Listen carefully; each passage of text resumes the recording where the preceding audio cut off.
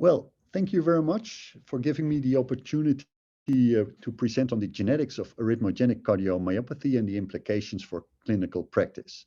I'm Peter van Tintelen. I'm a clinical geneticist from Utrecht, the Netherlands. Well, here on the left-hand side, you can see the Department of Genetics of the University Medical Center Utrecht, and it's a great place to work. Also, if you study cardiomyopathies, because we work together with a basic science lab over here. We work together with the pediatric, the children's hospital. We work together with the hospital for grown-ups.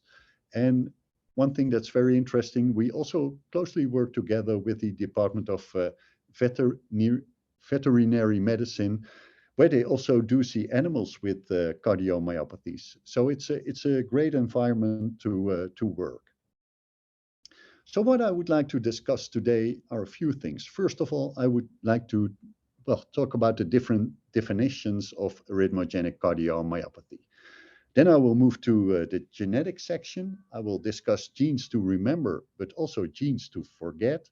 And finally, I would like to discuss the issue of penetrance and monogenic disease. So arrhythmogenic cardiomyopathy nowadays is more or less defined as a combination of different disorders. First of all, we do have right dominant cardiomyopathy, well, very well known as arrhythmogenic right ventricular cardiomyopathy, where the right ventricle is mostly affected. Well, the second form is biventricular arrhythmogenic cardiomyopathy, where both left and right are more or less equally affected. And we do have left dominant forms of arrhythmogenic cardiomyopathy, also referred to as arrhythmogenic left ventricular cardiomyopathy. As you can imagine, depending on whether it's right dominant or left dominant, you can see specific abnormalities on EKGs, for example, where left dominant, you can see negative T waves, V4, 5, and 6, but often you also see kind of low voltage EKGs. I'll come back to that later. And of course, the main issue, more or less the golden standard, is the fibrofatty abnormalities that can be seen by histological examination, either in the right ventricle in the right dominant forms or the left ventricle in the left dominant forms. To make a diagnosis of arrhythmogenic cardiomyopathy, different sets of clinical criteria are available. For the classical right dominant form, ARVC, we do have the task force criteria proposed in 2010. And for the left dominant forms, or well, basically for arrhythmogenic cardiomyopathy in general, we do have the Padua criteria. They also take the left ventricle into account. MRI is very important, particularly to evaluate late gadolinium enhancement. And of course, they adjusted the EKG criteria because of the left ventricular involvement and ventricular arrhythmias from the left side of the heart are important as well to make a specific diagnosis. But it's important to realize that this is a proposal and these criteria have not been validated yet. If we move to the ARVC criteria, so the right dominant form, different items are being evaluated. You know, the results of MRI, the results of histology, EKG abnormalities, arrhythmias, and, which is very important, a family history of ARVC, but also the presence or absence of a pathogenic variant counts into the scoring system for ARVC. You do have major and minor criteria, and you get a diagnosis of ARVC if you do have two major criteria, one major plus two minor criteria, or four minor criteria. Those 2010 criteria have improved the specificity to make a diagnosis of ARVC, but it still lacks sensitivity in early forms of the disease, when not that much is present yet.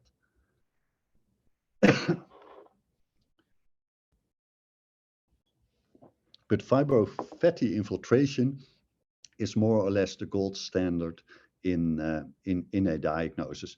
But as you know, a biopsy is not that often taken anymore. So what do we know about the genes underlying arrhythmogenic cardiomyopathy? Well, the history for Arvc genetics started many years ago, first of all with Knox's disease. That's an autosomal recessive disorder from the island of Naxos, where a homozygous mutation in plakoglobin was identified. My apologies. And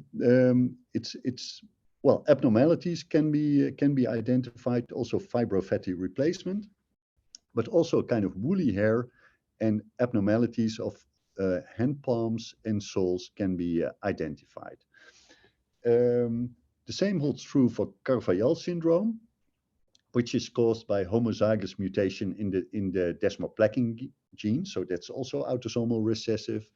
Also more left-sided abnormalities, also fibrofatty replacement, and also kind of different-like abnormalities of the hands and feet, but also woolly hair. So that was the start of the journey in Arvc genetics more than 20 years ago.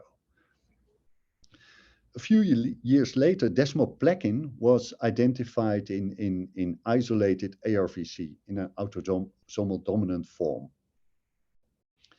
So the initial abnormalities were desmoplakin abnormalities and plakoglobin abnormalities.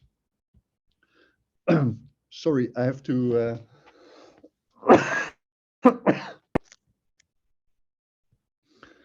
and plakoglobin abnormalities were identified. And already in one of the initial papers, it was suggested that the presence of mutations in desmosomal proteins in two different Arvc phenotypes suggested that Arvc might be due to defects in intercellular connections. So soon thereafter, the other genes were evaluated, and that led to this very important publication in 2004, where plakophilin mutations were identified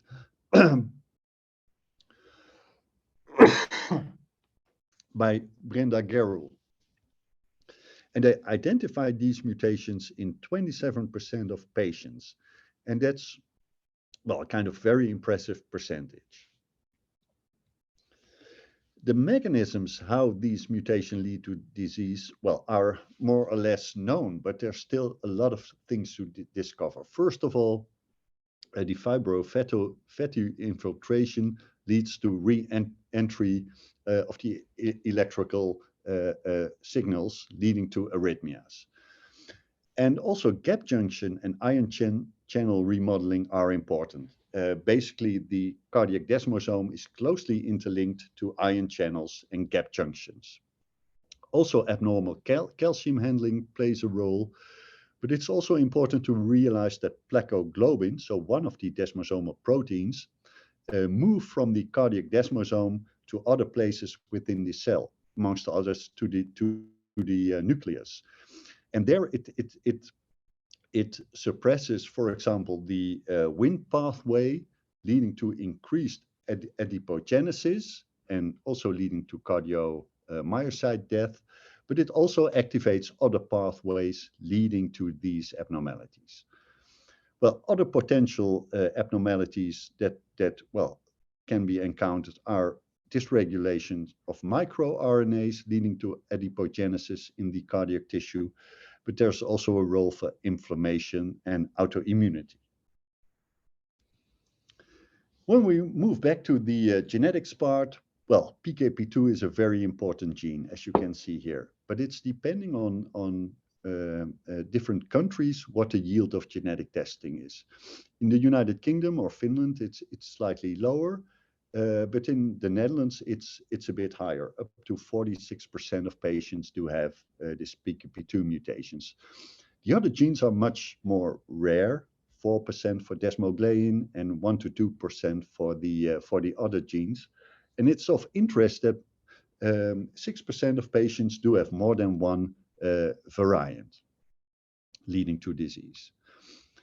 In the Netherlands, it is slightly different. I already mentioned that in a large series of patients in the Netherlands, 46% of patients do have this PKP2 mutations, but also a substantial number from our initial analysis do have mutations in the phospholamban gene. Phospholamban and this specific mutation hampers the uptake of calcium to the SR, leading to calcium overload within the cell. And already from one of our earliest observations, we identified that 13% of our patients diagnosed with arrhythmogenic right ventricular cardiomyopathy did have this specific phospholamban mutation. But also patients with a classical diagnosis of dilated cardiomyopathy, also about 12% of those patients also carried this identical mutation. And well, as you can imagine, this turned out to be a founder mutation. This is the region in the Netherlands where the grandparents of the common of the known patients come from. But in the meantime, this mutation has been identified in several countries in the world, amongst others Spain and Norway, Germany, but also United States and Canada. And now this mutation has also been identified in, for example, in Russia, Japan, China, and Vietnam. So it seems to be much more common in the world. But the initial report on this mutation came from Greece. When we take a look at the outcomes of the initial patients that we had identified, of the nearly 300 patients, roughly 100 had received an ICD, 77 for primary prevention, 19 after sustained VT, and 8 after resuscitation. And here in red, you see the percentages of appropriate ICD therapy, 30, 79, and 80% after, well, let's say 1 to 2 years. And those are impressive percentages. So it seems to be quite an arrhythmogenic cardiomyopathy. And in the patients that had not received an ICD, there was a 5% rate of sudden cardiac death, and 6 of those patients had symptoms before they had died. Another arrhythmogenic cardiomyopathy is another non-desmosomal gene is TMEM43. And you might know these pedigrees from Newfoundland in Canada. As you can see, it's a serious cardiomyopathy. These are years after diagnosis. Survival rates are, well, impressive. But what you can also see is that ICD therapy is very, very helpful in these patients. So this is also, well, quite an arrhythmogenic cardiomyopathy. Ever since then, you know, lots of different other genes have been identified. Here you see quite a list, but if you add them up, those are not that many families and not that many patients. So these genes are really, really rare, as compared to TMEM43 and phospholamban, where we are talking about 250 families and over 1,500, maybe 2,000 patients by now. But all those different genes, it's always the question whether this specific gene is associated with disease. And that's one of the tasks of the ClinGen cardiovascular working group, where they answer a few critical questions. And this is the starting point. You know, identifying a variant in a specific gene is, well, nowadays rather easily done. But the question should always be, first of all, what do we know about this gene? And is there a relationship with this specific disease. And the other question is this variant that we have identified causative for disease? And basically all genes have been evaluated according to genetic evidence, experimental evidence, and replication over time. And that led for arrhythmogenic right ventricular cardiomyopathy for these genes with strong or moderate evidence for different genes. And as you can see, the desmosomal genes, desmin, and phospholamban and TMEM43 reach the threshold for at least moderate evidence for being related to ARVC. And one other observation is also that the RYR2 gene, which was proposed quite a time ago as a gene for ARVC, was refuted as a gene associated with ARVC. So that's important to keep in mind. And as you can see, there are also some genes that nearly reach the threshold, and it's basically a matter of time until, well, additional publications have come up that might lead to passing the threshold and being causative for disease as well. So what do we know about genotype-phenotype relation in those for those different genes? Well, first of all, we do see a difference in left ventricular involvement. Here you can see proband and family members.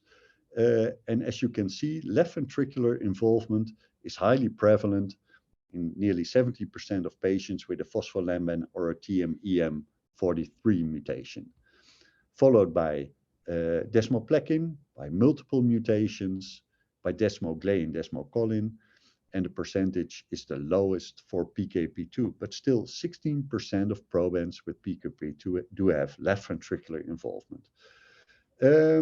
You see the same distribution in family members. The only thing is that the percentages are slightly lower. So genotype-phenotype relationship, yes, regarding left ventricular involvement. When we take a look at the Padua criteria again, I just mentioned that MRI is important and EKG abnormalities and arrhythmias are important, but also in those criteria, it's important to keep in mind that an ACM gene mutation is important, ways into a diagnosis of, in this case, ALVC. And as you can imagine, those curated genes by the ClinGen organization do not account for these ACM genes. But here you see a kind of overview of the genes that are, amongst others, important as well.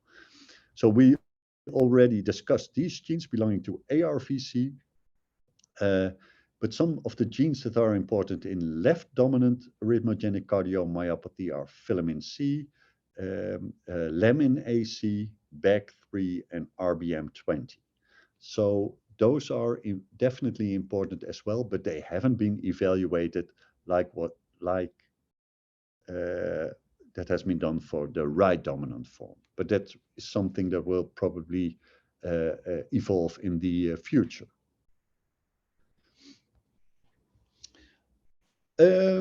More severe, more arrhythmic phenotypes. Well, I already mentioned that TMEM43 and phospholamban are more severe. But maybe that's also true for FLNC, but that's not, well, not quite worked out yet. And it's well known that lamin AC mutations do have a more arrhythmic phenotype. And it's very interesting that, well, publications pop up every now and then with improved risk calculators. We do have risk calculators at the disease level. The novel ARVC risk calculator, arvcrisk.com, is a great tool, I think. We do have some risk calculators at gene level. Our colleagues from France have made a great risk calculator. And earlier this year, we were able to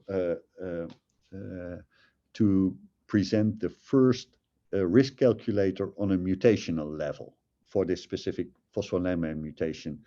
And these risk calculators can only be developed if, well, colleagues collaborate and share data and patients. And I'm convinced that over the next years, many other gene or even mutation risk calculators will pop up. But we have to be very careful, particularly if we talk about new or rare genes. There's, well, there can be a bias. And this is, well, really one of my favorite articles by Eline Nannenberg from Amsterdam. She studied the effect of ascertainment bias on estimates on mortality in inherited cardiac disease. So first she studied the median age of event-free survival for a specific SCN5A founder mutation for phospholamban and DPP6. That's leading to idiopathic VF. And here you see those median ages. And this was all shortly after the publication of those genes. And she did the analysis after that with the patients that were identified after the initial evaluation. And what you saw happening is what was that this median age went up from 56 to 70 for SCN5A, 63 to 65 in only 2 years' time for phospholamban, and 44 to 68 for DPP6. So please be aware that if you do see a severe phenotype in early publications, again, ascertainment bias. Another interesting thing is that patients with arrhythmogenic cardiomyopathy and multiple mutations do have a more severe disease, as can be seen in those different Kaplan-Meier curves, where there's also a difference between males and females. One of my PhD students, Edgar Hoorntje, collected more than 300 patients from literature and reclassified all the variants because, you know, many more information has popped up, and more than 70% of those variants were reclassified. So starting with over 300 patients, he ended up with only 89 patients with pathogenic or likely pathogenic variants in desmosomal genes. And this was the actual Kaplan-Meier curve from those patients in blue. And the red and green one are those with only a single pathogenic variant or likely pathogenic variant, or those without a pathogenic variant. So this is very elegant study showing that, well, the outcome is worse in patients with true pathogenic variants. So knowing these genes, does it help? Yes, it's a part of the criteria, task force criteria, Padua criteria, and it's of course important for family members, for cascade genetic testing, and does it play a role in risk stratification? Well, a bit maybe. Of course, it helps in identifying left ventricular involvement. There are a few, well, probably a few severe mutations or severe genes. And of course, more mutations lead to more severe disease, earlier arrhythmias, more severe arrhythmias, earlier signs of heart failure. So are we there? Well, I don't think so. So what we do know nowadays is that we do have those rare variants in high penetrant genes leading to families like these families. But if we take a look at our own familial cases, with the techniques that we do have nowadays, we can identify a mutation in nearly 90% of proven familial cases. It's also recognized that exercise plays an important role in disease penetrance. So that's, well, very important to realize as well. But nowadays, we more and more get the impression that ARVC, you know, just like Brugada syndrome, is not a simple monogenic disease anymore. So it's basically a combination of multiple variants in multiple genes, but also additional factors, you know, like exercise may play a role. One thing we always have to keep in mind is did we evaluate deletions of one of the genes involved? And what we also did is whole genome sequencing of 25 patients, also those families that didn't have a mutation in one of the known genes. But unfortunately, we were not able to detect any intronic variants leading to ARVC. So we are not quite there yet. And one thing that also has to be studied is the effect of additional common variants. So call it a polygenic risk score. So many variants with a small effect size may also influence the phenotype. That's one thing we're currently doing, and we've been organizing. So we have collected nearly 2,000 patients and mutation carriers for ARVC, and we hope to identify additional factors leading to disease. But that's an ongoing study, and there are no results yet. And finally, a few words on penetrance. Well, this is the penetrance of ARVC, and as you can see, well, it's going up and slowing down after the age of 70 years. But the question is whether that's true. There's some great studies on large populations that have been studied. For example, this one, where 18 patients with loss of function mutations in ARVC genes were identified. And none of these patients had a diagnosis of ARVC, and there were no differences between those patients as compared to controls in diagnostic criteria for ARVC cardiomyopathy, ICD, cardiac function, etc., etc. Although some of them did have some minor abnormalities belonging to a clinical diagnosis of ARVC. So identifying a variant, as a kind of coincidental finding is, well, very interesting. This is an example of a study where they have identified a small set of patients, and after reclassification, 1 pathogenic and 3 likely pathogenic variants were identified regarding a cardiological diagnosis, but none of them did have a phenotype of a cardiac disease. This is specifically on ARVC. So coincidental findings in a large population again. They identified 4 patients with a mutation in PKP2 or desmoplekin. One was in a healthy not healthy, but not non-cardiac disease, 67-year-old male, 38-year-old female, an 8-year-old female with hypertrophic cardiomyopathy and a healthy father, and a 25-year-old male and a 59-year-old father. All carried these pathogenic variants for ARVC, but none of them did have signs of symptoms for ARVC.